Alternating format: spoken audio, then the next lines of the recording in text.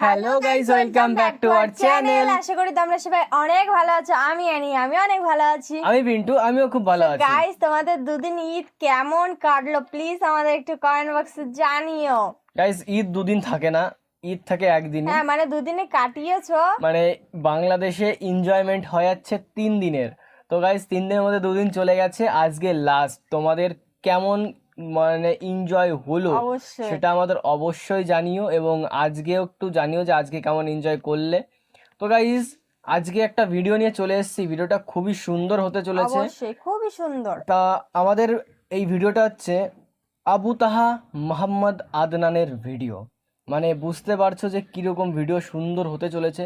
আমাদের এই হুজুর, আমাদের আজহারি হুজুরের মতন খুবই সুন্দর একজন বক্তা। অবশ্যই খুবই সুন্দর কথা বলেন। হ্যাঁ, খুবই সুন্দর কথা বলেন। তো হুজুর বলছেন যে হতাশ হবেন না, তাকদির লেখা হয়ে গেছে। মানে আপনি যখন জন্মগ্রহণ করেছেন এই পৃথিবীতে, তখন আপনার মানে তাকদির লেখা হয়ে গেছে। আপনার জীবনে কি কি হবে, অবশ্যই কি কি না হবে, সব কিছুই লেখা হয়ে গেছে।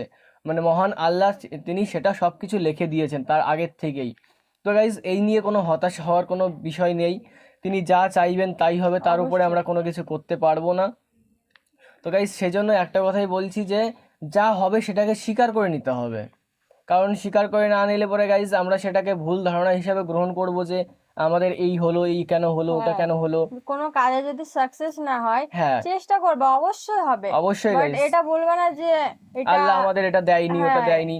আল্লাহ তোমাদের সবকিছুই দিয়েছে, কিন্তু সেটা তোমাদের একটু কোঅপারেট করে নিতে হবে, সেটা অবশ্যই একটু সে কষ্ট করে নিতে অবশ্যই হবে। দেবে, কিন্তু তোমাদের চেষ্টার ফলটা তো নেবেন। অবশ্যই গাইজ, তুমি কতটা কষ্ট করছো, কতটা চেষ্টা করছো, সেটা তো উনি দেখবে, তাই না? অবশ্যই আর একটা কথা সবসময় মনে রাখবে, তুমি যার প্রতি যত বেশি ভক্তি করবে সে তোমার পরীক্ষা তত বেশি নেবে। অবশ্যই অনেকটাই নেবে। তো গাইজ, কি বলছেন, হতাশ হবেন না, তাকদির লেখা হয়ে গেছে। মানে হুজুর বলছেন যে তাকদির লেখা হয়ে গেছে, আপনি হতাশ হবেন না।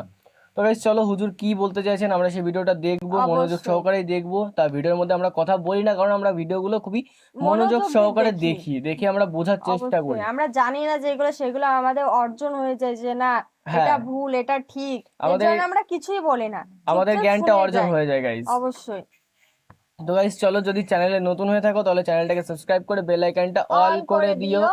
এরকম আরো ইন্টারেস্টিং ভিডিও পাওয়ার জন্য। অবশ্যই। আর তোমাদের কি কেমন কি ভিডিও লাগবে প্লিজ একটু কমেন্ট বক্সে জানিও, আমরা অবশ্যই নিয়ে আসার চেষ্টা করব। অবশ্যই গাইজ, সেই ভিডিও আমরা অবশ্যই নিয়ে আসবো। আর যদি ভিডিওটা ভালো লাগে তাহলে সবার সঙ্গে একটু শেয়ার করে দিও, যারা যারা এইসব বিষয় জানে না। অবশ্যই তো গাইজ, ভিডিওটার মেন লিঙ্ক আমাদের ডেসক্রিপশন বক্সে আছে, সেখান থেকে তোমরা চেক আউট করে নিতে পারো। তো গাইজ, চলো বেশি দেরি না করে আজকের ভিডিওটা শুরু করা যাক। মুমিনদেরকে বলা হয়েছে তোমরা কখনো হতাশ হবে না, কারণ তাকদীর লেখা হয়ে গেছে, হতাশ হওয়ার কোনো কারণ নাই। একটা প্রবণতা আমরা সমাজে দেখছি আত্মহত্যার। ইয়াং জেনারেশনকে আমরা নসিহত করব যে ভুলেও নিজের জীবনকে বিসর্জন দিতে যাবেন। আল্লাহ রাব্বুল আলামিন আপনাদেরকে সৃষ্টি করেছেন তার ইবাদত করার জন্য এবং তার জমিনে তার দিনটাকে প্রতিষ্ঠা করার জন্য। খেলায় খেলায় আপনার জীবনটা নষ্ট করবেন না, ঠিক আছে ভাই? আল্লাহ পাক বোঝার তৌফিক দান করেন। তো কলম সৃষ্টি করার পরে কিয়ামত পর্যন্ত সব লেখা হয়ে গেছে। এখন আমাদের এই পৃথিবীতে তো মানুষ ছিল না, ছিল? এদিকে মনোযোগ দেন। এই পৃথিবীতে কি আগে মানুষ ছিল? এই পৃথিবীতে আগে কি ছিল তাহলে বলেন? হ্যাঁ, মাশাআল্লাহ, এই পৃথিবীতে আগে কি ছিল? এখন ওরা নাই? সবার সাথেই কিন্তু একটা করে আছে। কমপক্ষে কয়টা করে? সবার সাথে কমপক্ষে একটা করে। আর কোন কোন জায়গা আছে যেখানে জিনের বড় বড় আখড়া আছে। পৃথিবীতে যে জায়গাগুলো থেকে ইসলাম বিরোধী অপতৎপরতাগুলো চলে, ওখানে জিনের আখড়া বেশি। আর কথা বুঝতে পারছেন? তো জিন জাতিকে আল্লাহ পাক ধ্বংস করে দিয়েছেন তাদের পাপের কারণ, আল্লাহ দ্রোহিতার কারণে, অবাধ্যতার কারণে। এখন আল্লাহ রাব্বুল আলামিন ইরাদা করলেন পৃথিবীতে আমাদেরকে সৃষ্টি করবেন, মানে মানুষকে সৃষ্টি করবেন। আল্লাহ পাক তার সমস্ত ফেরেশতাদেরকে একত্রিত করলেন। ঘটনাটা কিন্তু খুব ইন্টারেস্টিং। আমি জানি এখানে ওলামায়ে কেরামও আছেন, তবে আমি সবার জন্য প্রযোজ্য হয় এমন কথা বলারই চেষ্টা করছি, কারণ অনেকে হয়তো এগুলো নাও জানতে পারে। তো আল্লাহ পাকের ভাষায় আমি যদি বলি, আল্লাহ রাব্বুল আলামিন বলছেন, বা'দা আউযু বিল্লাহি মিনাশ শাইতানির রাজীম, ওয়াইজ ক্বালা রাব্বুকা লিল মালাইকা ইন্নী জাইলুন ফিল আরদি খলিফা। হে নবী মুহাম্মদ সাল্লাল্লাহু আলাইহি ওয়াসাল্লাম, তুমি স্মরণ করো সেই সময়ের কথা যখন আল্লাহ তোমার রব সমস্ত ফেরেশতাদেরকে ডেকে বলেছিলেন যে ইন্নী জাইলুন ফিল আরদি খলিফা, আমি জমিনে মানে পৃথিবীতে আমার খলিফা পাঠাতে চাই। কি পাঠাতে চাই? আরো জোরে বলেন। আল্লাহ পাক বলেননি পৃথিবীতে মানুষ পাঠাতে চাই, পৃথিবীতে নতুন কোনো মাখলুক পাঠাতে চাই। আমাদেরকে আল্লাহ পাক সম্মানের শব্দে সম্মানিত করেছেন, বিশেষায়িত করেছেন। আমাদেরকে বলেছেন আমরা আল্লাহর খলিফা, আমরা আল্লাহর খলিফা। এখন আমরা আল্লাহর খলিফা, কিন্তু পৃথিবীতে মানুষ খিলাফা শব্দ সহ্য করতে পারে। হ্যাঁ, কি অদ্ভুত না? এটা কোরআনের কি শেষের দিকে আছে না প্রথম দিকে আছে? সূরা বাকারার একদম শুরুর থেকে 3টা 4টা 5টা পৃষ্ঠা উল্টালে দেখবেন এই একটা আছে। কোরআন তাহলে শুরু থেকে কখনো খুলেও দেখেনি সে ব্যক্তি, প্রমাণ হলো এটা, সে খুলেও দেখে নাই, অথবা দেখলেও সে এড়িয়ে গেছে। আল্লাহ পাক আমাদেরকে বললেন যে পৃথিবীতে আমি আমার খলিফা পাঠাতে চাই। তাহলে আদম আলাইহিস সালামকে আল্লাহ পাক মুহাব্বতের শব্দে, সম্মানের শব্দে বিশেষায়িত করলেন কি বলে? সুবহানাল্লাহ, সুবহানাল্লাহ। আর খলিফা কাকে বলে এটা আমি আপনাদেরকে বোঝাচ্ছি একটা দোয়া থেকে, একটা দোয়া থেকে। এই যে গাড়িতে করে আমরা বাসা থেকে আসলাম বা যখন কোনো সফরে যাই, আমরা একটা দোয়া পড়ি, সুবহানাল্লাযী সাখখারা লানা হাযা ওয়া মা কুন্না লাহু মুকরিনিন ওয়া ইন্না ইলা রাব্বিনা লামুনকালিবুন। এতটুকু তো পড়ি নাকি? বা এগুলো পড়তে হবে? বইমেলায় এসেছি শুধু লেকচার শোনার জন্য না, ছবি তোলার জন্য না। আজকে জীবনটা পরিবর্তন করার নিয়াত করে যাইতে হবে। ঠিক আছে ভাই? বই প্রকাশ করা, ছাপানো, বিক্রি করা, লেখা, এর চেয়ে বড় কথা আমার জীবনটা ইলমের আলোয় আলোকিত করা। আমি বই লিখলাম ধরেন একটা, আমার মধ্যে সেই আমল নাই, লাভ নাই। লাভ আছে? আমি বই ছাপাইছি 100, 200, 500, 1000, আমি নিজেই আমল করি না, হবে? আগে আমল, আমল জরুরি। ইলমের সাথে আমলটা খুব বেশি জরুরি। আলেম তাকেই বলা হয় যে ইলম অনুযায়ী আমল করে। তাহলে আল্লাহ পাক বলেছেন লিমা তাকুলুনা মা লা তাফআলুন, তোমরা এমন কাজ, এমন কথা কেন বলো যে আমল নিজেরাই করো না? কাবুরা মাকতান ইনদাল্লাহ আন তাকুলু মা লা তাফআলুন, আল্লাহর কাছে সবচেয়ে গর্হিত একটা অপরাধ, তোমরা একটা কথা বলবা কিন্তু আমল করবা না। তো দোয়াটা মুখস্থ করবেন। এই দোয়ার নিচে একটা অংশ আছে, আল্লাহুম্মা আনতা সাহিবু বিস সাফারি। আমার কথাটা শুনেন, খলিফার অর্থটা বুঝেন। অনেকে তো অনেকভাবে ব্যাখ্যা করে আর কি। আল্লাহুম্মা আনতা সাহিবু ফিস সাফারি, আল্লাহ তুমি এই সফরে আমার সাথী। সফরে বের হওয়ার সময় দোয়া পড়ছি আমরা, আল্লাহুম্মা আনতা সাহিবু ফিস সাফারি, আল্লাহ তুমি এই সফরে আমার সাথী। ওয়াল খলিফাতু ফিল আহলি ওয়া মালি, আল্লাহ আমি তো বাসায় নাই, আমার বাসার আহাল মালের খলিফা হচ্ছে তুমি আল্লাহ। তাহলে খলিফা শব্দতে কি বুঝলেন?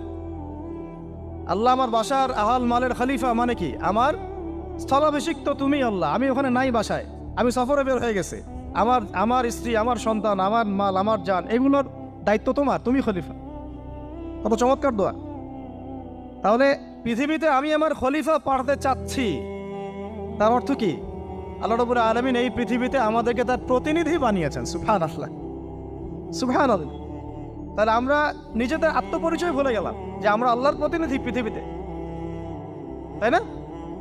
আমরা এখন আব্রাহাম লিঙ্কনের পূজা করতেছি। আব্রাহাম লিঙ্কনের পূজা তো বুঝেন না আপনারা, এটা হচ্ছে ওই যে সোকল ডেমোক্রেসির পূজার।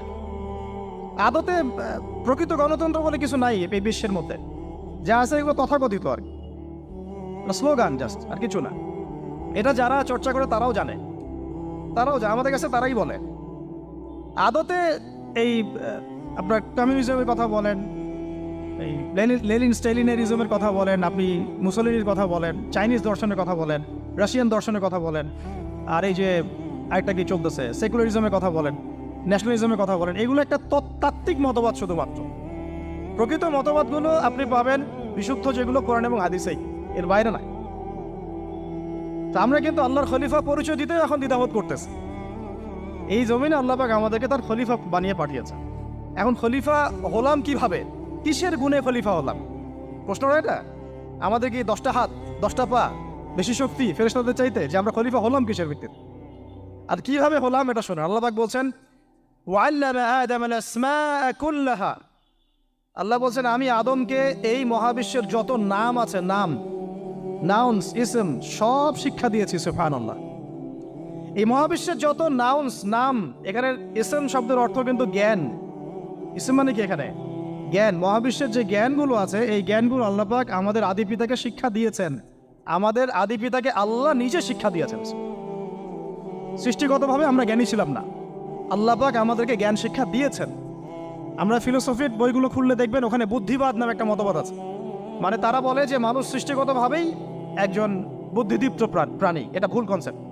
সৃষ্টিগতভাবে আমাদের মধ্যে জ্ঞান ছিল না, আল্লাহ পাক আমাদেরকে জ্ঞান শিক্ষা দিয়েছেন। কথা বুঝতে পারছেন? একটা মতবাদ তাদের আছে অভিজ্ঞতাবাদ, মানে মানুষ অভিজ্ঞতা থেকেই শিখে। আরেকটা আছে সমন্বয় মতবাদ, আপনারা তো এগুলো অনেকে পড়েছেন হয়তো। এর বাইরে যে একটা মতবাদ আছে যে আল্লাহর পক্ষ থেকে ওহী ভিত্তিক মানুষ জ্ঞান শিখে, এই মতবাদ কোনো দার্শনিকের বইয়ে স্থান পেল না। কি আফসোস, কি আফসোস! অথচ মুসলিম ঘরের দার্শনিক তারা। আমরাও পড়েছি ভাই, 4 বছর এই কারণে গেলেই। কি আফসোস! আল্লাহ পাকের ওহীর পক্ষ থেকে যে জ্ঞান আসতে পারে এইটা কনসেপ্টই নাই। অথচ এখানে কোরআনে আল্লাহ পাক বলছেন ওয়াআল্লামা আদামাল আসমাআ কুল্লাহা, আমি আল্লাহ আদমকে সমস্ত নাম শিক্ষা দিয়েছি। সুবহানাল্লাহ। এরপরে এই যে জ্ঞান আদম আলাইহিস সালামকে আল্লাহ পাক শিক্ষা দিলেন, এর ফলশ্রুতিতেই আল্লাহ পাক বললেন যে ওয়াইয কুলনা লিল মালাইকা উসজুদু লি আদম, হে ফেরেশতারা তোমরা এখন আদমকে সিজদা করো। কি ফেরেশতাদেরকে দিয়ে আল্লাহ পাক আমাদের পিতাকে সিজদা করালেন কিসের মানদণ্ডে? কিসের কারণে? জ্ঞানের কারণে। জ্ঞানের কারণে ফেরেশতাদেরকে আল্লাহ পাক বললেন যে এই নামগুলো বলে দাও তো তোমরা। তারা বলতে পারলো না। তারা বললো লা ইলম আল্লাহুম্মা লা ইলমা লানা ইল্লা মা আল্লামতানা, আল্লাহ আমাদের তো সেই জ্ঞান নাই, শুধু ওইটুকু জ্ঞান আছে যা আপনি আমাদেরকে শিখিয়েছেন। তখন আল্লাহ পাক বলেছিলেন যে আমি যা জানি তোমরা তো জানো না, আমি কি বলি নাই যে আমি আসমান জমিনের গায়েবের সব খবর জানি? তখন আল্লাহ বললেন যে তোমরা সবাই সিজদা করো আদমকে। তাহলে আমাদের পিতাকে খলিফা করা হলো, জ্ঞান শেখানো হলো, আল্লাহ পাক নিজে শেখালেন, ফেরেশতা মণ্ডলীদের দিয়ে সিজদা পর্যন্ত করালেন। কিসের মানদণ্ডে? আরো আসতে বলেন, জ্ঞানের মানদণ্ডে। এখন যদি আমরা একটু প্রশ্ন ছুড়ে দেই নিজ নিজ বিবেকে, আমরা কি সেই ওহীর 10টা সূরাও শিখেছি? 10টা পারা কি পড়া হয়েছে কখনো? 10টা সূরারও কি অর্থ জানি? অনেকে তো 10টা আয়াতের অর্থ জানি না। আমরা কি সেই ওহীর 10টা হাদিস শিখেছি? তাহলে আমরা কোথায় সম্মান খুঁজতেছি? পশ্চিমাদের কাছে? বলেন। সত্যি সবচেয়ে আফসোস লাগে আমার একটা জিনিস, যে মুসলিমরা আমরা এখন আমাদের আত্মপরিচয় ভুলে যাচ্ছি, আর আল্লাহ পাক আমাদেরকে যেখানে সম্মান রেখেছে ওইখানে সম্মান না খুঁজে আমরা অন্যের দাসত্বের সম্মান খুঁজতেছি। আল্লাহ আমাদেরকে বোঝার তৌফিক দান করে। এটা অজ্ঞতার কারণে হচ্ছে। আমাদের কাজ তাদেরকে সচেতন করা বা তাদেরকে মেসেজ পৌঁছে দেয়া। আমরা উগ্র পন্থা অবলম্বন করব, আমরা হিকমার সাথে প্রজ্ঞার সাথে মানুষকে বোঝানোর চেষ্টা করব, এগুলো বোঝানোর অংশ। এখন আচ্ছা আরেকটা কথা আপনাদেরকে বলি, একটা কথা আমি মাঝখানে মিস হয়ে গেছে। এই যে আল্লাহ পাক আমাদেরকে খলিফা করে পাঠিয়েছেন, খলিফার কাজ কি? প্রশ্ন না? আমাদের কাজ কি তাহলে? এই কাজটা আল্লাহ পাক আবার ব্যাখ্যা করেছেন সূরা সদের মধ্যে। কোন সূরায়? সূরা সদ। সদ নামে একটা সূরা আছে, সূরা ইয়াসিনের আগে পড়ে পাবেন। তো এখানে আল্লাহ পাক আরো একজন নবীকে তার খলিফা বলেছেন। সেই নবীর নাম দাউদ আলাইহিস সালাম। কি নাম? আর দাউদ আলাইহিস সালাম কিন্তু এই জেরুজালেম থেকে, যেখানে এখন ওই জায়নিস্টরা বোম্বিং করে আর কি, নিরীহ মুসলিমদেরকে হত্যা করে বিগত 70 বছর থেকে, ওই জেরুজালেম থেকে কিন্তু দাউদ আলাইহিস সালাম বিশ্ব শাসন করেছিলেন। তার পরবর্তীতে তার সন্তান সুলাইমান আলাইহিস সালামও কিন্তু ওখান থেকে বিশ্ব শাসন করেছিলেন। আর এখনকার বনু ইসরাইল দাবিদার এই জায়নিস্টরা, তারাও কিন্তু ওই ফিকিরই করছে, ওখান থেকে তারা বিশ্ব শাসন করতে চায় এবং তারা মনে করে তাদের একজন মাসিহ আসবে, সেই মাসিহ আসলে তারা বিশ্ব শাসন করবে। আমরা সেই মাসিহের নাম জানি মাসিহুদ দাজ্জাল। কি নাম? এই দাজ্জালকে ওরা ওদের সত্য মাসিহ মনে করে, আমরা জানি হচ্ছে মিথ্যা ভণ্ড প্রতারক মাসিহ, অথচ ওরা মনে করে এটা হচ্ছে সত্য মাসিহ। এই জায়গায় তারা ধোঁকা খাচ্ছে।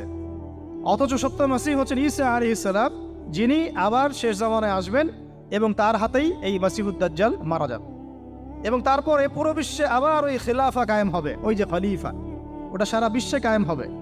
এই টাউন হলও বাদ যাবে না ইনশাআল্লাহ। এটা মানুষ মানতে চাচ্ছে না, কিন্তু মানুষ না মানলে কি? আল্লাহ পাকের নকশায় সব আঁকা আছে কখন কি হবে। কে কে কল্পনা করেছিল যে আজকে আপনারা বসে এখানে দিনের আলোচনা করবেন? কল্পনা করা যায় তো? যে শব্দগুলো আপনারা বলছেন এগুলো বললেই তো নাই গায়েব, তো এখন বলছেন। কেউ কি কল্পনা করেছিল যে হঠাৎ করে এমন একটা সময় চলে আসতে পারে? কেউ কিন্তু কল্পনা করেনি, আল্লাহ পাকের নকশায় ছিল। এখানে আমাদের একটা আফসোসের কথা, এখানে মাস্টার মাইন্ড আল্লাহ রাব্বুল আলামিন। প্রকৃত মাস্টার মাইন্ড কে? আমরা ক্রেডিট নেওয়ার প্রতিযোগিতায় ব্যস্ত হয়ে আছি এখন, কার কত ক্রেডিট নেওয়া যায়। এখানে একক ক্রেডিট পাওয়ার যোগ্য কেউ না, সমস্ত ক্রেডিট কার? আল্লাহ রাব্বুল আলামিন। এটা আল্লাহর সাথে গাদ্দারি করতে যায় না, তাহলে ভুলে যান। কারণ আমি বারবার বলেছি আপনাদেরকে, কোরআন থেকে একটা শিক্ষা আমরা শিখেছি, একটা কম যখন মাজলুম থাকে, দুর্বল মাজলুম জুলুমের শিকার হচ্ছে, আল্লাহ পাক সেই কমটাকে বাঁচান, কোনো না কোনো একজন ত্রাণকর্তাকে পাঠান, কোনো একটা সূরতে আল্লাহ পাক সেই কমকে বাঁচায় দেন। আবার যদি এই নিয়ামতটা পাওয়ার পরে ওই কম আবার এই জুলুম শুরু করে, আবার আল্লাহ দ্রোহিতা শুরু করে, আল্লাহ পাক তার চেয়ে বড় জালেম চাপাই দিন। কথা বুঝতে পারছেন? আল্লাহর সাথে গাদ্দারি করতে চাই না, আল্লাহ পাক আমাদেরকে বোঝার তৌফিক দান করেন। এখন খলিফার কাজটা কোথায় পাবেন, কোন সূরায় ভাই বলেন? সূরা সাদে আল্লাহ পাক দাউদ আলাইহিস সালামকে খলিফা সম্বোধন করে বলছেন, ইয়া দাউদ, কি চমৎকার আহ্বান, ইয়া দাউদ, হে দাউদ, ইন্না জাআলনাকা খলিফাতান ফিল আরদ। দেখো আমি আল্লাহ তোমাকে পৃথিবীতে খলিফা করেছি। কি করেছি? খলিফা করেছে। তোমার কাজ কি শোনো, ফাহকুম বাইনান নাসি বিল হক। বোঝার চেষ্টা করেন একজন খলিফার কাজ কি। খলিফা মানে আল্লাহর প্রতিনিধি, জমিনে যে দায়িত্বশীল, অন্য মানুষের উপরে যে দায়িত্বশীল, তার কাজ ফাহকুম বাইনান নাসি বিল হক, মানুষের মাঝে ন্যায় বিচার প্রতিষ্ঠা করবে, এটা তোমার কাজ।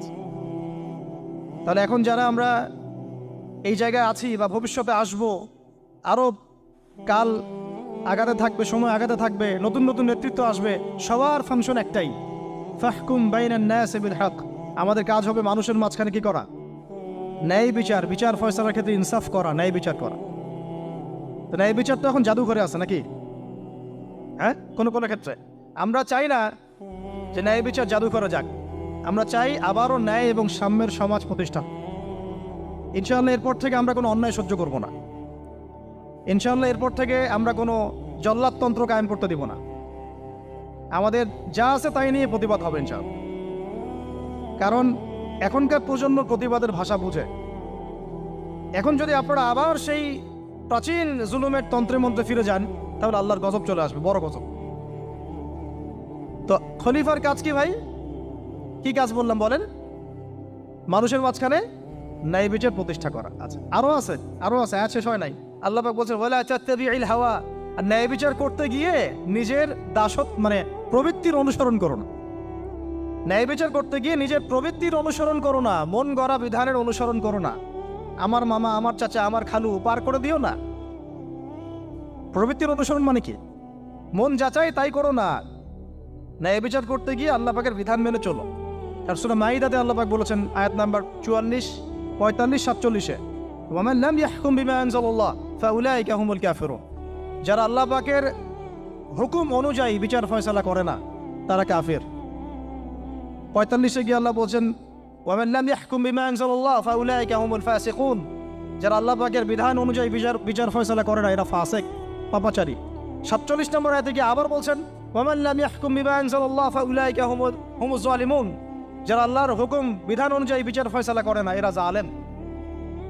তো কাফেরও বলেছেন আল্লাহ, ফাসিকও বলেছেন, জালেমও বলেছেন। তাহলে বিচার ফয়সালা করার ক্ষেত্রে আল্লাহ পাকের বিধানকে সর্বোচ্চ অগ্রাধিকার দিতে হবে, নিজের প্রবৃত্তির অনুসরণ করা যাবে না। যদি করে তাহলে কি হবে? ইউদিল্লাকা আন সাবিলিল্লাহ, তাহলে এটা তোমাকে আল্লাহর রাস্তা থেকে সরায় নিয়ে যাবে। এর ফলে কি হবে? জেনে রাখো, ইন্নাল্লাযীনা ইউদিল্লুনা আন সাবিলিল্লাহ লাহুম আযাবুন শাদীদ বিমা নাসু ইয়াউমাল হিসাব। এটা পড়ে দেয়, নিশ্চয়ই যারা আল্লাহ পাকের সরল পথ থেকে বিচ্যুত হয়ে গেছে, তাদের জন্যে কাল কিয়ামতের মাঠে আছে আযাবুন শাদীদ। আযাবুন শাদীদ মানে কঠিন কঠিন যন্ত্রণাদায়ক শাস্তি, এই কারণে যে তারা কিয়ামতের দিনটাকে ভুলে গিয়েছে। শাদীদ এর অর্থটা কি, এটা বোঝার জন্য আপনাকে সূরা হাদীদ পড়তে হবে। কোন সূরা? আসলে কোরআনের আয়াতগুলো হচ্ছে আকাশের তারার মতো। তারা দেখবেন আকাশের, তারা দেখাও সুন্নত। ইসলাম তো রসকসহীন ধর্ম না রে ভাই। সব কিছুই আছে এখানে। আসলে আমরা জানি না বলে আমরা মনে করি যে এখানে কোনো বিনোদনই নাই, তাই না? এই গান বাজনা না করলে কি হয়, মন শান্তি হয়? এরকম একটা ভাব। যদি আপনি কোরআনের ভিতর ঢুকে যান, আপনার হৃদয়ে এমন নূর আসবে, এমন তৃপ্তি আসবে যে ওগুলো আপনার শুনতে ইচ্ছা করবে না, আপনি কান বন্ধ করে ফেলবেন নিজেই, বলতেই হবে না। এখন কিছু নতুন ইসলামিস্ট আসছে, তারা এগুলোকে ইসলামের অন্তর্ভুক্ত বলে মনে করার দাবি করতেছে যে এগুলো তো নিষেধ নাই, এগুলো তো নিষেধ করা হয় নাই। কতটুকু জানেন ইসলাম সম্পর্কে আপনি? না জেনে কেন কথা বলেন? নবী সাল্লাল্লাহু আলাইহি ওয়াসাল্লাম রাস্তা দিয়ে হাঁটছেন, ওই সময় তো অনেক পূজা অর্চনা ইত্যাদি হতো মক্কায়। তো এখানে ঢাকঢোলের শব্দ আসছে। নবী সাল্লাল্লাহু আলাইহি ওয়াসাল্লাম নিজের 2 আঙ্গুল কানের মধ্যে ঢুকিয়ে দিলেন, দিয়ে পাশে একজন সাহাবী তাকে জিজ্ঞাসা করছেন হাঁটতে হাঁটতে হাঁটতে হাঁটতে, তুমি কি এখন আওয়াজ শুনতে পাচ্ছ? সাহাবী বলেন, না ইয়া রাসূলুল্লাহ, এখন আওয়াজ শুনতে পাচ্ছি না। তখন তিনি হাত কান বের করলেন। এটা নবীর সুন্নত। আর আমরা নবীর সুন্নতকে উল্টাই দিচ্ছি কিভাবে দেখেন, আমাদের কানেই এখন ইয়ারফোন। উনি যেটা শুনে কান বন্ধ করতেন ওইটা আমরা কানে ঢুকায় রাখছি একবার। আল্লাহ আমাদেরকে বোঝার তৌফিক দান করেন।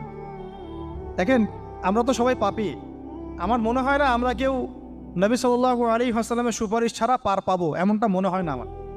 সবাই পাপী, আপনি আমি আমরা সবাই।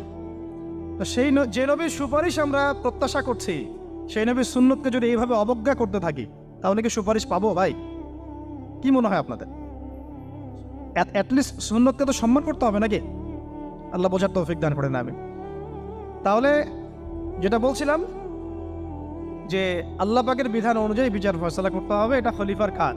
ন্যায় বিচার করতে হবে মানুষের মাঝখানে, এবং নিজের প্রবৃত্তির অনুসরণ করা যাবে না, তাহলে আল্লাহর পথ থেকে দূরে সরাই দিবে। এখানেই বললাম, শাদীদ বুঝতে গেলে আপনাকে কোন সূরা পড়তে হবে?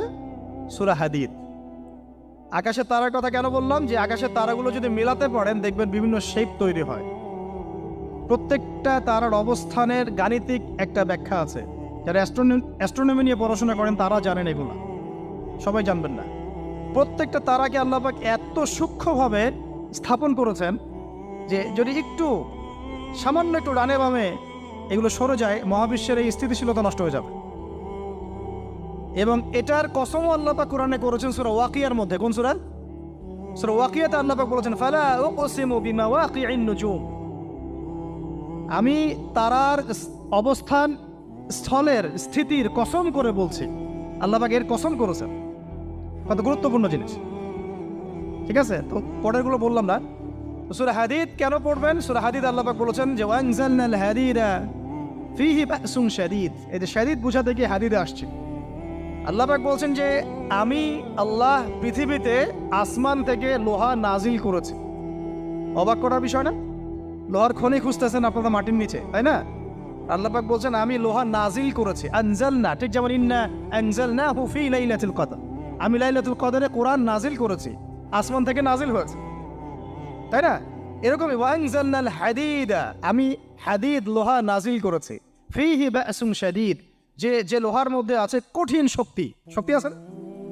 আয়রন যে অণু পরমাণুগুলো, এগুলোর শক্তি সবচেয়ে বেশি না? কেমিস্ট্রিতে আপনারা পড়েছেন।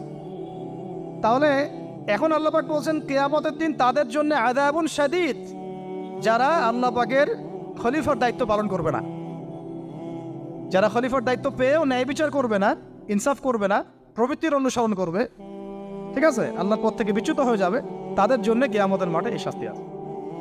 তাহলে আমরা কি খলিফা শব্দ বুঝতে পারলাম? আমাদের পিতা যে খলিফা, এটা কি বুঝতে পারলাম?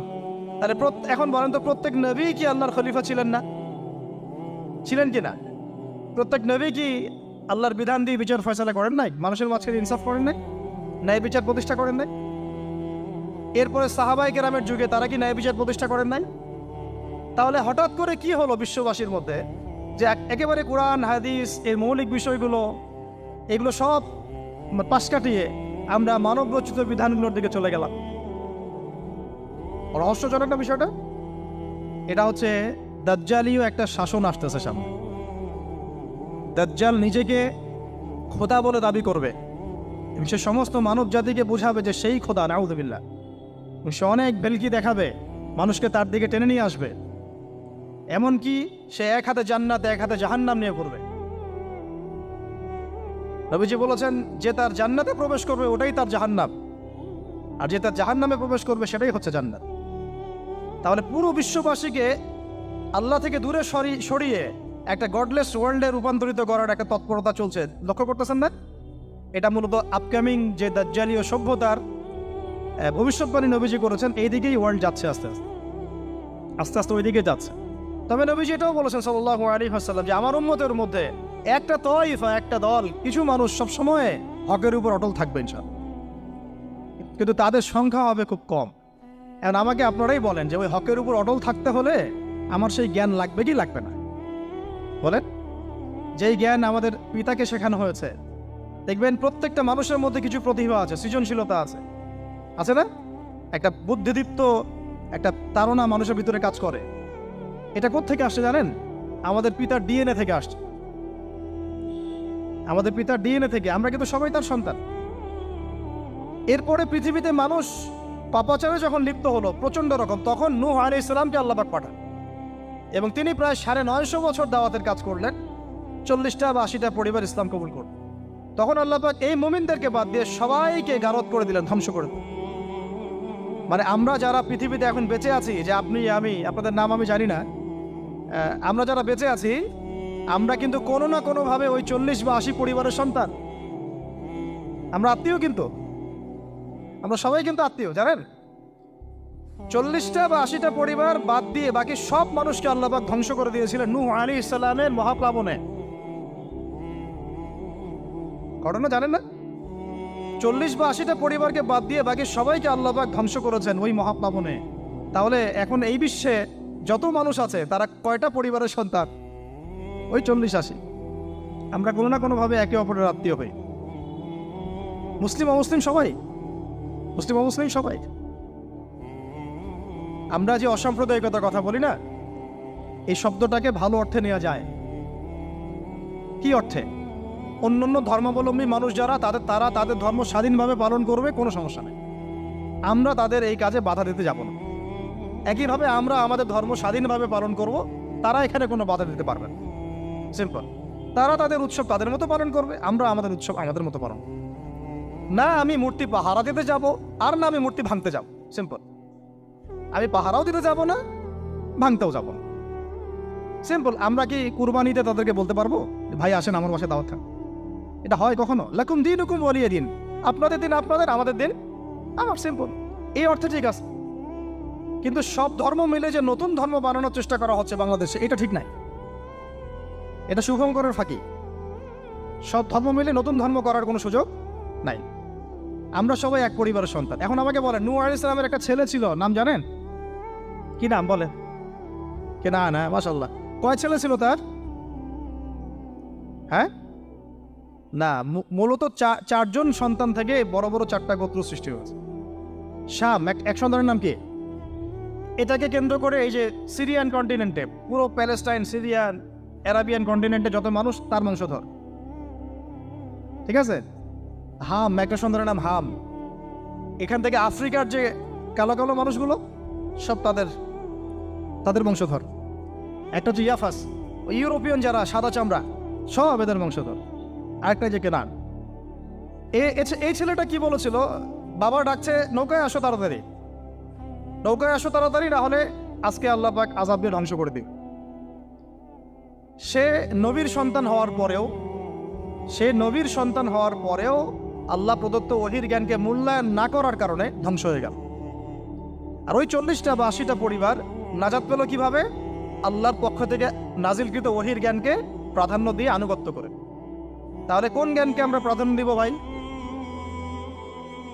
আমি বলছি না যে আমরা দুনিয়াবী জ্ঞানগুলোকে শিখবো না, ওই প্রসঙ্গে আমি একটু পরে আসছি, যে আমরা শিখবো এবং কিভাবে শিখবো, কতটুকু শিখবো। আগে এই অংশটুকু শেষ করি। ঠিক একইভাবে আপনারা কি আদ জাতির নাম জানেন? আদ, সামুদ। ওই যে সৌদি আরব এখন যেখানে লাইন বানাচ্ছে, লাইন প্রজেক্ট, ওই আল-ওলা বলে, আল-ওলা লাইন প্রজেক্ট বানাচ্ছে, দেখবেন অনলাইনে। ওই জায়গা দিয়ে নবী সাল্লাল্লাহু আলাইহি ওয়াসাল্লাম তাবুক যুদ্ধের সময় গিয়েছিলেন।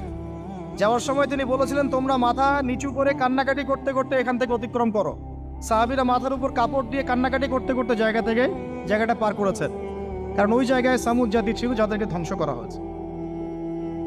ওটা হচ্ছে এখন পর্যটন স্পট। সুবহানাল্লাহ। তো আদ এবং সামুদ জাতিকেও আল্লাহ পাক ধ্বংস করলেন, কিন্তু তাদেরকে করেন নাই যারা ওহির জ্ঞানকে প্রাধান্য দিয়েছেন। ইব্রাহিম আলাইহিস সালাম কোন জ্ঞানের বদৌলতে আল্লাহকে চিনলেন? মানব রচিত জ্ঞান নাকি আল্লাহর পক্ষ থেকে নাজিলকৃত জ্ঞান? বলেন। মূসা আলাইহিস সালাম কোন জ্ঞানের বদৌলতে ফিরআউনের মতো এই যে কি বলবো প্রতাপশালী একজন শাসকের সামনে দাঁড়িয়ে বুক ফুলিয়ে ইসলামের দাওয়াত দিলেন? কোন জ্ঞানের আলোকে? ওহির জ্ঞান। আর ওহির জ্ঞান যখন নাজিল করা হয়েছে তখন তিনি দোয়াটা পড়ছিলেন, রব্বি ইশরাহ লি সাদরি ওয়া ইয়াসসির লি আমরি ওয়াহলুল উকদাতাম মিন লিসানি ইয়াফকাহু কওলি। প্রত্যেক নবী, ইউসুফ আলাইহিস সালাম কারাগারে 12 বছর থেকেছেন। কত বছর? 12 বছর। আমাদের অনেক ভাই এরকম 5 বছর, 7 বছর, 10 বছর, 12 বছর থেকেছে আছে। এমনও মানুষ আছে, এখন বলা যায় তাই বলি, যে ওই যে একটা শব্দ শুনেছেন আয়না ঘর, ওখানে দীর্ঘদিন ছিল, তারপরে নাই, কোথায় গেছে আল্লাহই ভালো জানে। ইউসুফ আলাইহিস সালামও এরকম কারাগারে ছিলেন। কত বছর? 12 বছর। কিন্তু আল্লাহ পাক তাকে এমন একটা জ্ঞান শিক্ষা দিয়েছিলেন, তিনি স্বপ্নের ব্যাখ্যা বলতে পারতেন, যে কোনো স্বপ্নের। রাজা স্বপ্ন দেখলেন যে 7টা গাভী, জীর্ণ শীর্ণ গাভী মোটা তাজা গাভীকে খেয়ে ফেলছে, স্বপ্নের ব্যাখ্যা কেউ দিতে পারে না। কিন্তু ওই জেলখানায় 2 জন ছাড়া পাওয়া মানুষ, ছাড়া পাইছে 2 জন আর কি, 2 জনের মধ্যে একজন বেঁচে আছে, একজন নাই। মানে 2 জন বসে বসে ইউসুফ আলাইহিস সালামকে বলছিলেন যে আমরা একটা স্বপ্ন দেখলাম যে আমার মাথায় রুটি আছে, পাখি এসে রুটি খেয়ে ফেলছে। আর আমি স্বপ্ন দেখলাম যে আমি শরাব পান করাচ্ছি, ব্যাখ্যা কি ইউসুফ? তোমাকে সত্যবাদী বলে জানি। ইউসুফ আলাইহিস সালাম বললেন, তোমার মাথায় রুটি যেটা খেয়ে নিচ্ছে তার মানে তোমাকে শুলদণ্ড দেওয়া হবে, আর তুমি যে পানি পান করাচ্ছ তার মানে তুমি নাজাত পাবে, ছাড়া পাবে। হলেও তাই। আর যে নাজাত পাবে তাকে ইউসুফ আলাইহিস সালাম বলে দিলেন যে তুমি রাজদরবারে গিয়ে আমার কথা বলো, আমার কথা আলোচনা করো। তো সে ভুলে গিয়েছিল। পরে যখন এই স্বপ্নটা দেখলো বাদশা, তখন বাদশা সবাইকে ডাকলো, ডেকে বললো যে এই গাভীর স্বপ্নের ব্যাখ্যা কি। তখন এই ব্যক্তির মনে পড়ছে, আরে ইউসুফ তো ব্যাখ্যা দিতে পারে। সে গিয়ে ইউসুফ আলাইহিস সালামকে ডেকে নিয়ে আসতেছে যে এই রাজা স্বপ্ন দেখছে, ব্যাখ্যা কি। স্বপ্ন কিন্তু আপনার কাছে শুনে একটা স্বাভাবিক মনে হচ্ছে, আরে গাভীর আবার স্বপ্নের কি ব্যাখ্যা। তখন ইউসুফ আলাইহিস সালাম ব্যাখ্যা দিলেন যে 7 বছর ফসল ফলবে আপনাদের এলাকায়, তারপরের 7 বছর হবে দুর্ভিক্ষের সময়। কিসের সাথে কিসের ব্যাখ্যা? এই জ্ঞান কে শিখালেন তাকে? এই ইন্টারপ্রিটেশনের জ্ঞান কে শিখালেন? তাহলে জ্ঞানের মূল উৎস কে? আমার কথা বলার উদ্দেশ্য কি বুঝতে পারছেন? যত জ্ঞান তার মূল উৎস কে? স্বপ্ন একটা জ্ঞান, যদি সেটা সত্য হয়। আর জেনে রাখবেন, কিয়ামতের আগে আগে মুমিনদের স্বপ্ন বেশি বেশি সত্য হবে। ঠিক আছে? মূসা আলাইহিস সালামকেও সেই আল্লাহই জ্ঞান শিক্ষা দিলেন। ঈসা আলাইহিস সালাম এই কুষ্ঠরোগীর গায়ে হাত বুলালে ভালো হয়ে যায়। হ্যাঁ, অন্ধ ব্যক্তির মানে চোখে হাত বুলালে ভালো হয়ে যায়। এমনকি মৃত ব্যক্তিকে তিনি বলছেন কুম বিইজনিল্লাহ, আল্লাহর হুকুমে দাঁড়িয়ে যাও, দাঁড়িয়ে গেল। এই জ্ঞান কে দিয়েছেন তাকে? দাউদ এবং সুলাইমান আলাইহিস সালাম এই যে পশু পাখির ভাষা বুঝেন, সুলাইমান আলাইহিস সালাম পিঁপড়ার ভাষাও বুঝেন। আপনাদের সায়েন্স কি পিঁপড়ার ভাষা বুঝে? হ্যাঁ, আমরা তো এখন সায়েন্সকে সবকিছুর মানদণ্ড মনে করি, তাই না? সায়েন্স যদি বলে হ্যাঁ তাহলে হ্যাঁ, না বললে না। মানে এমন একটা ভাব, দেখেন সায়েন্সকে আমরা ইলাহ বানাইছি, ইলাহ, উপাস্য। সায়েন্স যদি বলে যে পৃথিবী থেকে অমুক অমুক কোটি কোটি আলোকবর্ষ দূরে একটা গ্রহের সন্ধান পাওয়া গেছে, নাম দিল ধরেন যে আলফা এক্স ওয়াই জেড কিছু একটা, ওখানে হুরপড়ি আছে, হ্যাঁ ওখানে দুধের সাগর আছে, মধুর সাগর আছে, তো মানুষ তখন বিশ্বাস করা শুরু করবে, হ্যাঁ হ্যাঁ তাই তো, তাই থাকতেই পারে। নাসা বলেছে না হয়ে পারে, নাসা মন্তব্য করেছে না হয়ে পারে। ওরকম যদি বলে অনেক দূরে একটা আগুনের একটা বিশাল ইয়া পাওয়া গেছে, গ্রহ পাওয়া গেছে, ওখানে আযাব দেওয়া হয়, শাস্তি দেওয়া হয়, ওখানে অন্য মাখলুক আছে, ওদের ভাষায় এলিয়েন আর কি, মানুষ বিশ্বাস করে। কিন্তু আল্লাহ পাক কোরআনে বলছেন যে সুলাইমান আলাইহিস সালাম পিঁপড়ার ভাষাও বুঝতেন, ওই কথা বিশ্বাস করতে চাচ্ছে না। সুলাইমান আলাইহিস সালাম বাতাসে ফ্লাই করতে পারতেন, এটা বুঝতে পারতেছে না, বিশ্বাস করে না। তাহলে ওই প্রযুক্তি না থাকলে এয়ারক্রাফট কিভাবে আবিষ্কার করলেন? যে প্রযুক্তিগুলো পৃথিবীতে চলে গেছে ইতিমধ্যে, ওগুলো ভবিষ্যতেও আসতে পারে। যেমন একটা প্রযুক্তির কথা বলি, সুলাইমান আলাইহিস সালাম বসে আছেন, একজনকে বললেন না সাবার রানী বিলকিসের সিংহাসন কে নিয়ে আসতে পারবে? একজন বললো যে আপনি উঠে দাঁড়াইতে যতক্ষণ সময় লাগে এর মধ্যে নিয়ে আসুন। উনি বললেন যে হবে না, এটাতে হবে না, তুমি স্লো, তুমি 3G 4G না, এত স্লো স্পিডে আমার হবে না। এই কথা বলেন নাই, মজা করলাম আর কি। আমাদের ইউটিউবাররা আবার এই অংশ কাট করে আবার প্রচার করে দিতে পারে। দেখেন কিসের সাথে কি ব্যাখ্যা করলো। কোরআনকে 3Gর সাথে তুলনা করলেন আবু তহাদ না, ব্যাস কাম সারা, সারা দেশে ওইটাই ইস্যু তখন। মহা মুসিবত, মানে বাঙালি জাতির মধ্যে দিন প্রচার করা। আমাদের সালাফদের ভাগ্য ভালো যে তারা আগেই, মানে এই প্রযুক্তি আসার আগেই দুনিয়া থেকে তারা চলে গেছে। মুশকিল না, যত ইস্যু এগুলোর কারণেই সৃষ্টি হয়। তো যাই হোক, প্রসঙ্গে আসি। কোথায় ছিলাম ভাই, যে কথা হারায় ফেললাম? হ্যাঁ, আরেকজন বললেন যে না, আপনি চোখের পলক ফেলতে যতক্ষণ লাগে এর মধ্যে দেখবেন সিংহাসন সামনে। সুবহানাল্লাহ, কি প্রযুক্তি বলেন! এই প্রযুক্তির সামনে কি বিশ্ববাসী যেতে পেরেছে? দেখেন, সুলাইমান আলাইহিস সালামের বাতাসে ফ্লাই করাটা কিন্তু এখন পৃথিবীতে খুব কমন হয়ে গেছে। আমরা সবাই ফ্লাই করতেছি বাতাসে, তাই না? যদি আপকামিং কোনো সময় আপনি দেখেন যে এইরকম চোখের পলকেই একটা বস্তু আরেকটা জায়গা থেকে এক জায়গায় চলে আসতেছে, আমি অবাক হব না ইনশাআল্লাহ। কারণ কোরআনে অতীতে এই ঘটনার দলিল আছে। বুঝাতে পারতেছি না? এক কথায় সমস্ত জ্ঞানের মূল উৎসকে। এরপরে আসেন, অত আর লম্বা করছি না, আমাদের নবী মুহাম্মদ সাল্লাল্লাহু আলাইহি ওয়াসাল্লাম আসেন। আমরা তো তার উম্মত। 23 বছরে, একটু মনোযোগ দেন, এটা আলোচনার লাস্ট পার্ট, ঠিক আছে? 23 বছরে তিনি পুরো জাহেলিয়াতকে পরিবর্তন করে দিয়েছেন। কত বছরে? 23 বছর। আপনারা কি জানেন যে আইয়ামে জাহিলিয়াতে আসলে কি কি সমস্যা ছিল? কেন ওই যুগটাকে আমরা জাহিলিয়াত বলি? বেসিক্যালি 5-6টা সমস্যা ছিল। কয়টা? 5-6টা। 1 নম্বর শিরক। 1 নম্বর কি? আমার সাথে বলেন। শিরক আমাদের ওয়ার্ল্ডে নাই, এটা তো গ্লোবাল শিরক চলতেছে এখন। শুধু ধর্মীয় শিরক চলতেছে না, কিন্তু এখন শিরক হচ্ছে পলিটিক্সে, শিরক হচ্ছে ইকোনমিক্সে, শিরক এডুকেশনেও আছে, শিরক কালচারের মধ্যেও আছে। কথাগুলো বুঝতে হবে একটু গভীরভাবে। তখন সমস্যা ছিল রিবা, সুদ। এখন নাই। রিবা ছাড়া কোনো সিস্টেম আছে এখন ওয়ার্ল্ডে? আমি গতকালকে একটা হাদিস মোতালা করছিলাম সুদ সংক্রান্ত। নবীজি বলেছেন সাল্লাল্লাহু আলাইহি ওয়াসাল্লাম যে একটা যুগ আসবে সামনে, সুদবিহীন কোনো মানুষই চলতে পারবে না। যে চলতে চাইবে তার গায়েও সুদের ছিটা ফোটা গিয়ে লাগবে। আসে নাই সেই যুগ? সুবহানাল্লাহ, কিভাবে তিনি এত স্পেসিফিকলি কথাগুলো বলতে পারেন? নিশ্চয়ই তিনি এমন একজন সত্তার কাছ থেকে জ্ঞান পেয়েছেন যিনি সব জানেন, অতীত, বর্তমান, ভবিষ্যৎ, তাই না? এমনকি নবীজি বলেছেন ইমামুল মাহদির সময় যে 10 জন ঘোড়সাওয়ার বের হবে এবং তারা গিয়ে খোঁজ নিতে যাবে যে দাজ্জাল বের হয়েছে কিনা, নবীজি বলছেন আমি সেই 10 জনের নামও জানি, তাদের বাবার নামও জানি। সুবহানাল্লাহ, সুবহানাল্লাহ। কিয়ামতের মাঠে আলী রাদিয়াল্লাহু আনহু, আবু বকর রাদিয়াল্লাহু আনহু, ওমর, উসমান রাদিয়াল্লাহু আনহুম আজমাইন, তাদের হিসাবটা কেমন হবে ওইটাও নবী সাল্লাল্লাহু আলাইহি ওয়াসাল্লাম আগেই বলে দিয়েছেন। সবচেয়ে দ্রুত হিসাব হবে এই উম্মতের আলী ইবনে আবি তালিব রাদিয়াল্লাহু আনহু। যাবেন, বেরোবেন, শেষ। কি মানুষ, তার জীবনীটা পড়ে দেখবেন। আমি শেষের দিকে বলে দিব আপনাদেরকে আজকে, এবং এটা রেকর্ডেড থাকবে, ইনশাআল্লাহ অনলাইনে দিয়ে দিব, যে আপনারা কোন কোন সাবজেক্টের বই কিনবেন। বইমেলা তো শুধু মানে আসলেন একটা র্যান্ডমলি বই কিনলেন এমন না, টপিক ধরে ধরে সাবজেক্ট ওয়াইজ বই কিনতে হবে, ঠিক আছে ভাই? বই কেনার পিছনে টাকা পয়সা খরচ যদি না করেন, মানে দিনের জন্য অর্থ ব্যয় করার মানসিকতা না থাকে, এলেম পাওয়া যাবে। অনেক মুহাদ্দিস নিজের গায়ের জামা খুলে দিয়ে পর্যন্ত বই নিয়ে বাসায় গিয়েছে, জানেন? তাদের সমস্ত সম্পত্তি বিক্রি করে দিয়েছেন বই কেনার জন্য।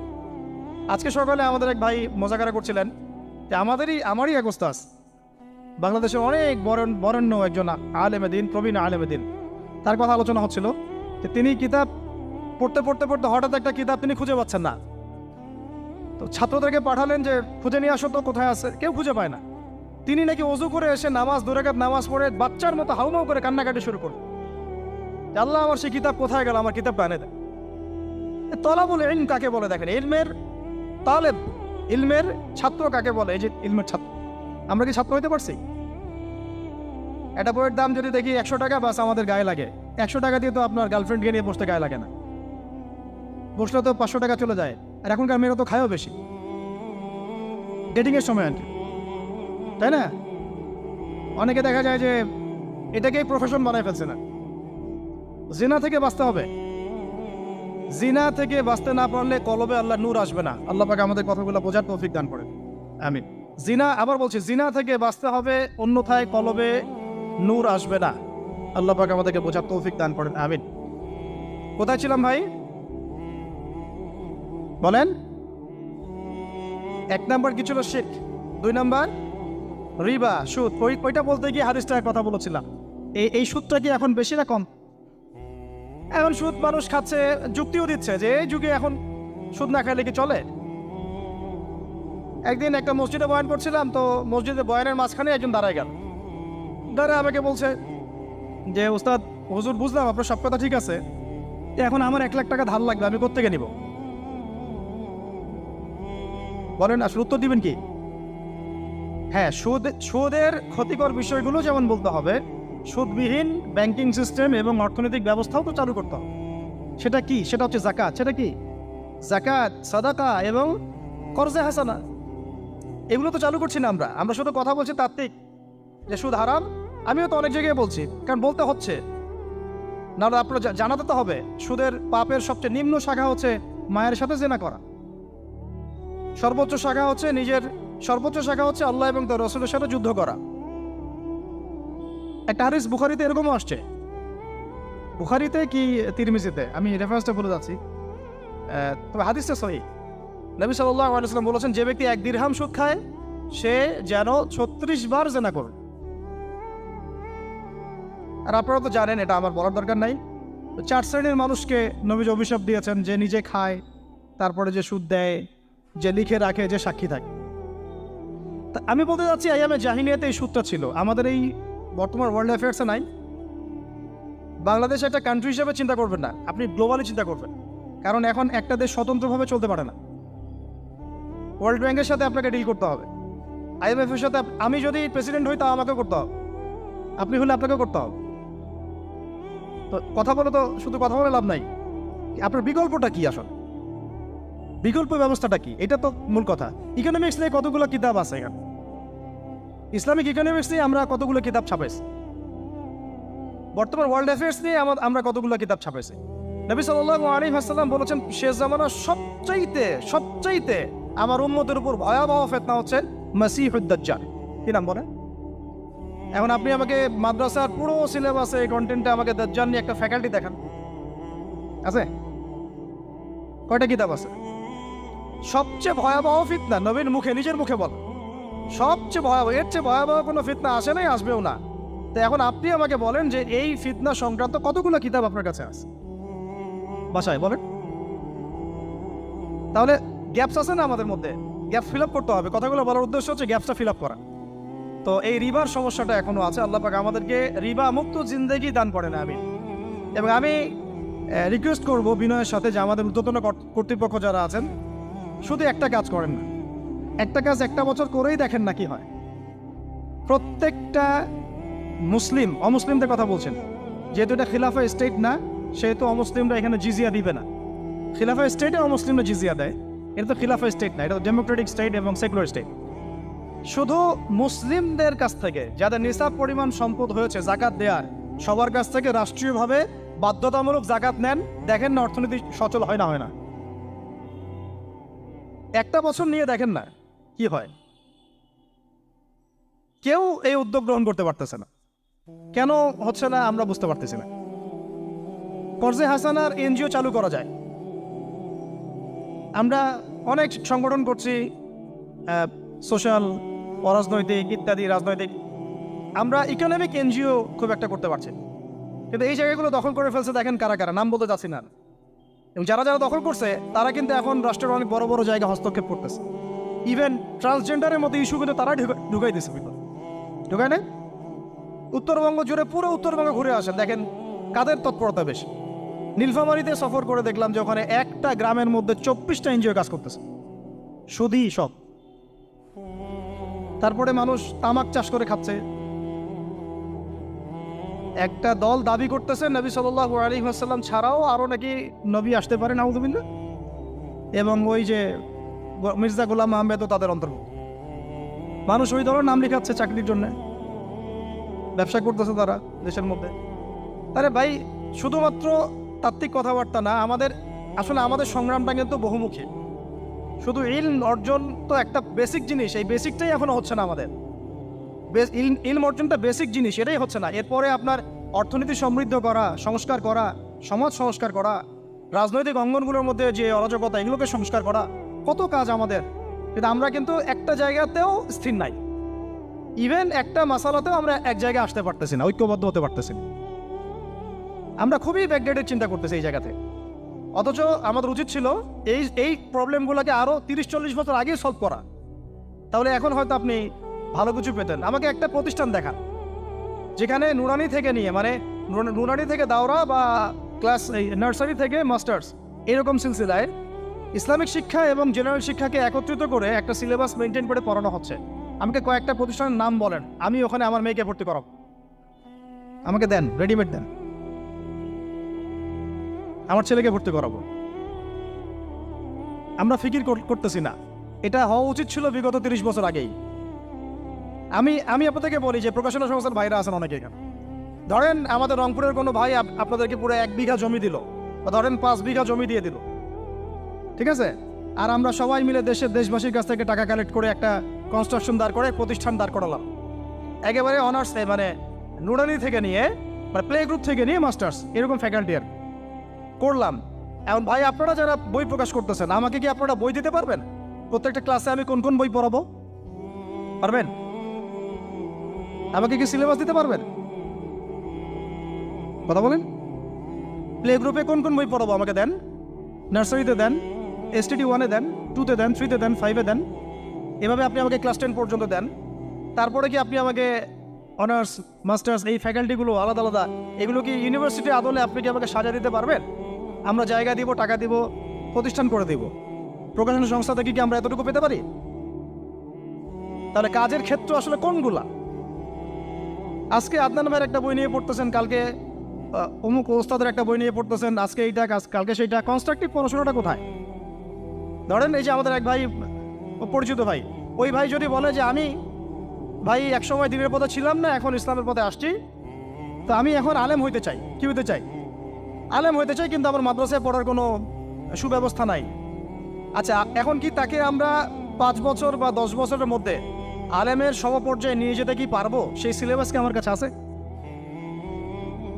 বলেন। অথচ বিশ্বাস করেন, আরবি ভাষা না জানলে কেউ কোরআন জানতে পারবেই না।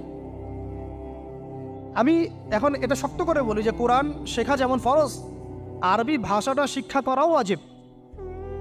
এখন আমাদের 80% জেনারেল শিক্ষিত ছেলেপেলে কিভাবে আরবি শিখবে? কিভাবে তারা আকীদা শিখবে? কিভাবে তারা কোরআনের তাজবিদ শিখবে, তাদাব্বুর শিখবে, তাফসির শিখবে, হাদিসের এরাব দেওয়া শিখবে, ইবারত পড়া শিখবে? কিভাবে তারা নাহু সরফের জ্ঞান অর্জন করবে? কিভাবে তারা উসুলের জ্ঞান অর্জন করবে? কিভাবেই বা তারা বড় বড় ধরেন ফেকা শাস্ত্রের জ্ঞান, তারপরে এদিকে উসুলে হাদিসের জ্ঞান, তাফসিরের জ্ঞান, আরও বড় বড় ফ্যাকাল্টিগুলো, কিভাবে তারা বড় পর্যায়ের আলেম হবে? আমাকে বলেন। প্রোডাক্ট দেন, প্রোডাক্ট, এবং এমন এমন আলেমের প্রোডাক্ট যে আলেমরা সারা ওয়ার্ল্ডকে ডিল করতে পারে, মানে ইন্টারন্যাশনাল স্কলার। এখান থেকে যাবে ইউকেতে গিয়ে দাওয়াতি কাজ করে আসবে, অস্ট্রেলিয়ায় গিয়ে দাওয়াতি কাজ করে আসবে, মালয়েশিয়ায় গিয়ে দাওয়াতি কাজ করে আসবে, আন্তর্জাতিক মানের আলেম। আমরা কি জেনারেল শিক্ষিত ব্যাকগ্রাউন্ড থেকে তৈরি করতে পারবো? পারছি কি? আর আপনারা আমাকে বলেন তো ভাই, যে কত পার্সেন্ট মানুষ জেনারেল শিক্ষিত আর কত পার্সেন্ট মানুষ মাদ্রাসায় শিক্ষিত? কাদের পরিসংখ্যানটা বেশি? তারা কি, তাদের কোনো অবদান রাখার কোনো সুযোগ নাই? এখন যদি এই ক্লাসিক্যাল পড়াশোনা না হয়, ইলমের এই গভীরতায় না যায়, এবং বড় বড় ওলামায়ে কেরামদের সোহবতে তারা না আসে, তাহলে কিভাবে তারা বিশুদ্ধ ইসলাম শিখবে আর প্রচার করবে আর প্রতিষ্ঠা করবে? তো প্রশ্ন কিছু করে গেলাম। আজকে প্রশ্নগুলো রেখে যাচ্ছে এই কারণে, যেগুলো নিয়ে আপনারা ভাববেন যে আপনারা আমাকে একটা ইসলামিক ইউনিভার্সিটি করার মতো বইপত্র আমাকে বানায় দেন না। দায়িত্ব নেন কেউ, আপনারা সবাই মিলে দায়িত্ব নেন। আমি এখানে একটা স্কুল আছে আমাদের ছোট্ট, তহাজিন নুরাইন ইসলামিক স্কুল। এই স্কুল আমরা করেছি প্লে, নার্সারি, কেজি 1, 2, 3, 4, 5 এতটুকু। ট্রাইলিঙ্গুয়াল, মানে বাংলা মিডিয়াম, আর Bangla medium, English version, medium না, ইংলিশ ভার্সন আর অ্যারাবিক। এই সিলেবাসটুকু করতে, এই 8টা ক্লাসের সিলেবাস করতে আমাকে 7 দিন 8 দিন একেবারে বাংলা বাজার ঘাটাঘাটি করে, ওই আমরা আগে তো ইংলিশ মিডিয়ামে পড়াশোনা করতাম, ওই অক্সফোর্ডের বই ঘাটাঘাটি করো, ব্রিটিশ কাউন্সিলের বই ঘাটাঘাটি করো, তারপরে ওদের ম্যাথামেটিক্স, ওদের সায়েন্স, আবার এই মাদ্রাসার অ্যারাবিক, এই আবার এই সরকারি কারিকুলামের বই, এগুলো ঘাটতে ঘাটতে ঘাটতে একটা সিলেবাস আমরা দাঁড় করাতে পারছি। মাত্র পাঁচটা ক্লাস পড়তে পারবে। এরপরে এটা করতে গিয়ে যে দেখলাম যে আসলে এগুলোর যে এত ঘাটতি আছে বাজারে, রেডিমেড কোনো প্রোডাক্ট এগুলোর নাই। থেকে ঘুরে ফিরে কি সেই আমরা ওই একই জিনিসই চর্চা করতে থাকবো, নাকি আমরা একটু বহির্বিশ্বে যেভাবে দিন প্রচার হচ্ছে এই মান দিতে পারি? এটা আমাদের উচিত না করার কাজটা? হ্যাঁ, এটা তো আমাদের হাতে রাষ্ট্রীয় ক্ষমতা নাই, থাকলে না হয় উপরের লেভেল থেকে এগুলো করা যায় খুব সহজ। বরং উপরের লেভেলে যারা আছেন তারা তো আরও ট্রান্সজেন্ডার ঢুকাচ্ছেন, আপনারা তো এলজিবিটি ঢুকাচ্ছেন। তাহলে এই কাজগুলো কাদের করতে হবে? তাহলে বেসরকারিভাবে করতে হবে। এখন আমরা যারা বইকে ভালোবাসি, জ্ঞানকে ভালোবাসি, আল্লাহকে ভালোবাসি, রাসূলকে ভালোবাসি, চাই যে আমরা যা করছি আমাদের পরের প্রজন্মটা মানুষের মতো মানুষ হোক। কাজ কি কম না বেশি আমাদের বলেন? সেই ক্ষেত্রে কাজগুলো কিন্তু ওইভাবে হচ্ছে না ভাই। একটা বিষয়ের বই সবাই ছাপাচ্ছি, কেন? কি দরকার আছে? একটা বিষয়ের বই আমি সবাই ছাপাচ্ছি। একটা জিনিস, একটা হিস্ট্রি, একটা কিতাব, অনেকগুলো প্রকাশনী আপনারা করতেছেন। একই বই ফাইজুল কালাম সবাই করতে আছে। একটা বই তাসাউফ আত্মশুদ্ধি অনেক প্রকাশনী করতেছে, কপি করতেছে। ভাই আমাদের কি কাজ কি দুনিয়ার স্বার্থ উদ্ধার করা, না আমার দিনের কোনো খেদমত? আমার কথায় মাইন্ড করবেন না, আমি মাইন্ড করার মতো কথা বলছি না। আমি বলছি আপনাদেরকে আরও যেন কনস্ট্রাকটিভ হয় কাজগুলো। মানে আপনাদের সাথে আমি বসবো ইনশাল্লাহ আবার আলাদা করে, যে একটা আমাকে পুরো শিক্ষা ফর্মুলা আমাকে দিবেন, মানে প্রত্যেকটা ক্লাসের বই রেডি করে দিবেন, যাতে আমরা প্রতিষ্ঠান বানালেই একদম পুরা কমসে কম ক্লাস 1 থেকে 10 ঢেলে দিতে পারি, আমার পরিশ্রম করতে না হয়।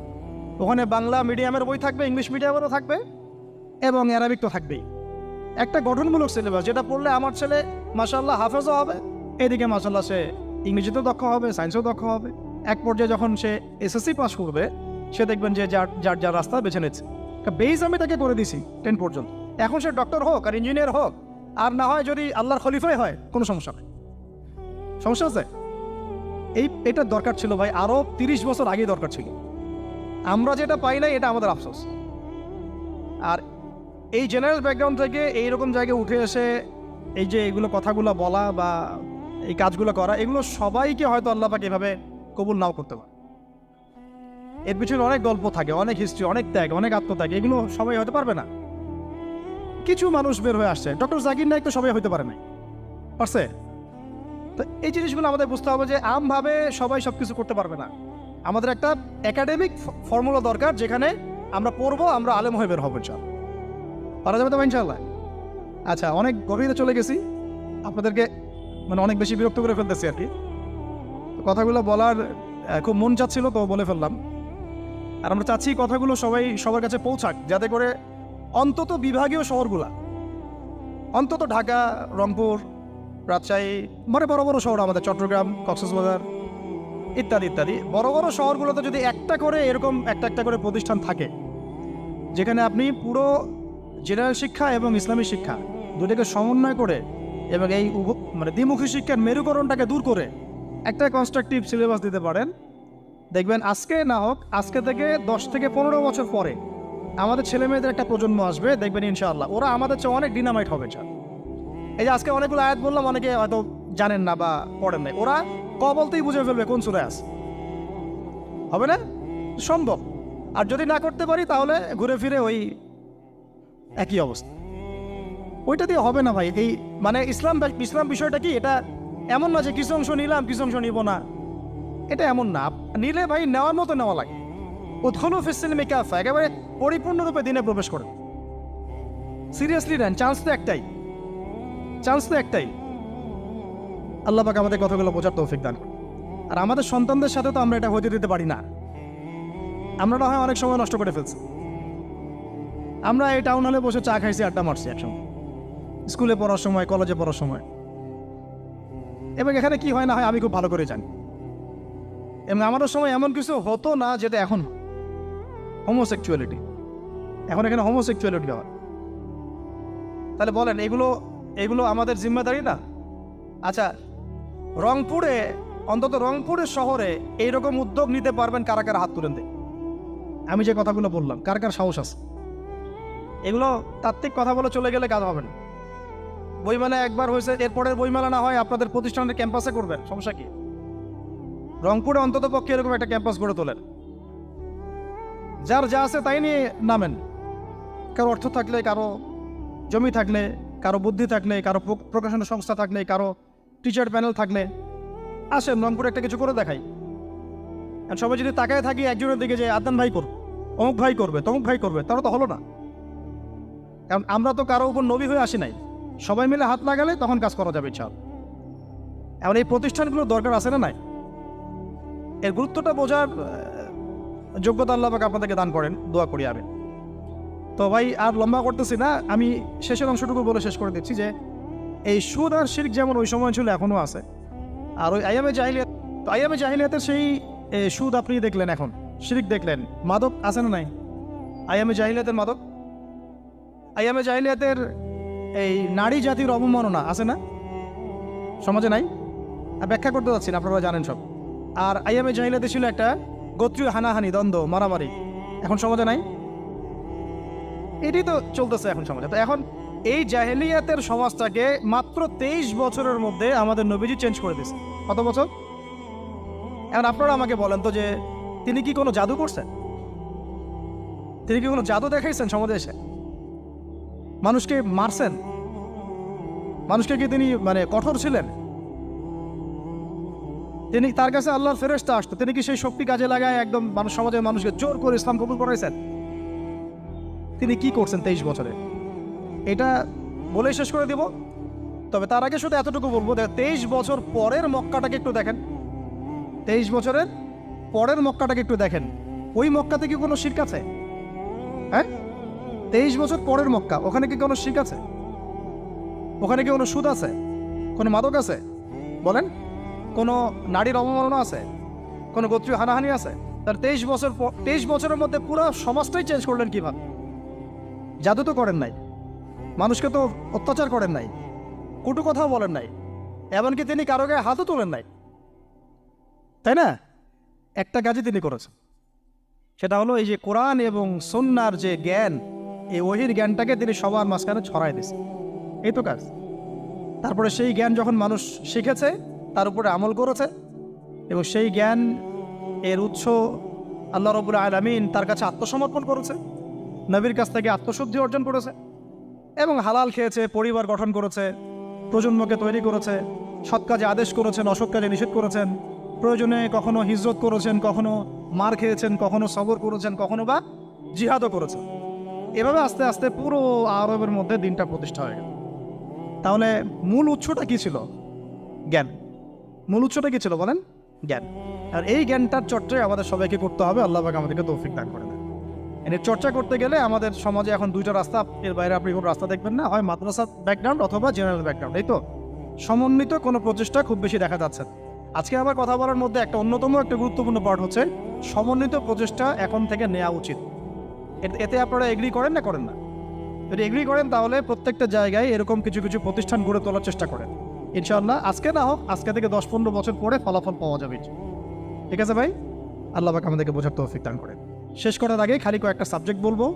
এখন যারা জেনারেল স্টুডেন্ট, আপনাদের তো মাদ্রাসায় যাওয়ার কোনো সুযোগ নাই, বা গেলেও আপনারা একাডেমিক্যালি পড়তে পারেন না। তাই আমি কয়েকটা সাবজেক্ট বলে দিচ্ছি, এই সাবজেক্টগুলো ধরে ধরে বই কিনবেন এই বইমেলা থেকে, ঠিক আছে? অন্তত প্রত্যেকটা সাবজেক্টের একটা করে বই কিনবেন। রাজি আছেন? রাজি নাই? অন্তত প্রত্যেকটা সাবজেক্টের একটা করে বই কিনবেন। সাবজেক্ট 1 নাম্বার হচ্ছে আল কোরআন। 1 নাম্বার কি? আপনাকে কোরআন তেলাওয়াত করা শিখতে হবে। কোরআন তেলাওয়াত শেখার কি বই আছে খুঁজে বের করেন। আর এটা একা শিখতে পারবেন না, এটা নিয়ে গিয়ে কোনো ওস্তাদের কাছে বসে পড়তে হবে। এটা খুব খেয়াল রাখবেন আপনারা, একা একা বই পড়ে কখনো আলেম হয়ে যাওয়া যাবে না, বরং তখন বিভ্রান্ত হওয়ার সুযোগ বেশি থাকে। বই থাকবে, এটা আপনার গাইডেন্স, কিন্তু আপনার একজন মুরব্বী আলেম লাগবে। যে কোনো কাজ মুরব্বীদের সাথে মশওয়ারা না করে করলেই সমস্যা। কারণ আমরা তো দিন সম্পর্কে তেমন কিছু জানিই না রে ভাই। সমুদ্রে ডুব দিলে বুঝবেন যে গভীরতা কত বেশি। এখন আমরা ডুবই দেই নাই, এই জন্য মনে হয় যে আমি সবই জানি, ঠিক আছে? ডুব না দিলে আমার কাছে মনে হয় যে আমি তো সবই জানি। ডুব দিলে বুঝবেন যে আপনি কিছুই জানেন না, আমি কিছুই জানি না। 1 নাম্বার সাবজেক্ট ভাই কোরআনের তেলাওয়াত শিখতে হবে। রাজি আছেন তো ইনশাল্লাহ? তাহলে এই বইগুলো কিনেন। 2 নাম্বার হচ্ছে এই কোরআনের মানে ব্যাকরণ শেখার বইগুলো কিনবেন। কোরআনের ব্যাকরণ শেখার আরবি ভাষা সাহিত্যের বই কিছু কিনবেন। এই বইগুলো আপনাকে ওস্তাদদের কাছে গিয়ে পড়তে হবে, ঠিক আছে? এরপরে কিনবেন কোরআনের কিছু তাফসির, সহজ, মনে করেন একটা তাফসির নেন সহজ। কেউ মারিফুল কোরআন কিনেছেন, হয়তো কেউ সহজে অনুবাদ হয়েছে জালালাইন একটা কিনেছেন, কেউ হয়তো তাওজিউল কোরআন কিনেছেন। একটা তাফসির বাসায় রাখেন অন্তত, ঠিক আছে? এটা হলো 3টা। 4 নাম্বার হচ্ছে হাদিসের অন্তত একটা বই কিনেন আজকে। হাদিসের সহজ কিতাব কিনবেন। অনেকে দেখা যায় যে ভাই একেবারে হেদায়েত পেয়ে সহিহ বুখারী নিয়ে বসে যান, একেবারেই গলত কাজ আপনাদের, একেবারেই গলত কাজ। সহিহ বুখারী পড়তে গেলে 12 বছর সময় লাগে মানুষ, ওই লেভেলে যাইতে একটা মানুষের 12 বছর সময় লাগে। ওটা সবার প্রথমে ওটা খুললে তো আপনি হাদিস বুঝবেনই না, মনে হবে যে হাদিস কোরআনের সাথে সাংঘর্ষিক, এরকম মনে হবে। সহজ থেকে এক লাফে কি আমরা ক্লাস 10-এ যাই? আগে তো ক্লাস 1-এ ভর্তি হয়েছেন, তাহলে হাদিসের শাস্ত্রে আসছেন, আগে বুখারী ধরতে গেলেন কেন? সবার আগে আপনি মৌলিক কিছু হাদিসে আরবাইন কিনেন, ফয়জুল কালাম কিনেন, আস্তে আস্তে আপনি বুলুগুল মারামে যান, রিয়াদুস সালিহিনে যান, মিশকাতে যান, আস্তে আস্তে আপনি তিরমিজি নাসাই করতে করতে সহিহ বুখারীতে যাবেন, সমস্যা নাই, ঠিক আছে? হাদিস আরেকটা বললাম, কটা হলো? 4টা 5টা, হ্যাঁ? আগে বল কি, কোরআন, আরবি ভাষা সাহিত্য, তারপরে তাফসীর আর হাদিস, 4টা বলেছে। 5 নাম্বার হচ্ছে সিরাত। 5 নাম্বার কি? নবীর জীবনী যে পড়ে নাই সে নবীকে চিনে না। নবীর জীবনী না পড়লে না কোরআন বুঝতে পারবে না আর হাদিস বুঝতে পারবে। তো নবীর জীবনের অন্তত একটা বই কিনে যান এখান থেকে, অন্তত একটা। 60টা কি 70টা নবীর জীবনী আছে এই বইমেলাগুলোতে, খুলে দেখেন। আমার কাছে সবগুলোই আছে। এই চট্টগ্রামে ভাইরা যখন ছিলেন লালখানে কয়দিন আগে, আমি ভাইদের কাছ থেকে বই কিনেছি, নিজে কিনেছি প্রায় 70,000 টাকা একদিনেই। আর ওনারা আমাকে হাদিয়া দিয়েছেন মনে হয় আরো 30,000 টাকার হবে। তো এক পুরো বই ব্যাগ গাড়ি ভর্তি। তো প্রায় 60, আমি গুনে দেখলাম যে প্রায় 50 থেকে 60টা সিরাতের কিতাব আছে বাজারে। একটা তো কিনেন অন্তত, একটা সিরাতের কিতাব তো অন্তত কিনেন। তারপরে ইসলামের ইতিহাসের বই কিনেন। 6 নম্বর ইসলামের ইতিহাসের বই কিনেন। 7 নম্বর, ইতিহাস না জানলে কিন্তু আমরা শেকড় চিনতে পারবো না। 7 নম্বর হচ্ছে এই 4 খলিফার জীবনী, সাহাবীদের জীবনী, তাবেঈদের জীবনী, ইমামদের জীবনী, এগুলো কিনেন। 8 নম্বর হচ্ছে ইসলামী অর্থনীতির কিছু বই কিনেন, ইসলামী অর্থনীতির। 9 নম্বর হচ্ছে এই ইসলামিক জিওপলিটিক্সের কিছু বই কিনেন। এই বইগুলো কিছুটা কম, আমি এটা ভাইদেরকে বলবো যে এগুলো ছাপানোর চেষ্টা করেন বেশি বেশি। আর 10 নম্বর হচ্ছে ইসলামী ফিকহের যে মাসলা মাসাইলগুলো জানার জন্য কিছু বই আছে, এইগুলো। এই 10টা সাবজেক্টের বই একটা একটা করে কিনে বাসায় চলে। আর একটা নসিহত করবো, বরেণ্য আলেমদের বই পড়বেন। মানে আমি একটা বই ধরেন কালকে বের করে ফেললাম, ভাই আবু তো আদনান ভাই লিখছে বলেই যে আপনাকে ওটা কিনতে হবে জরুরি না, এটা জরুরি না।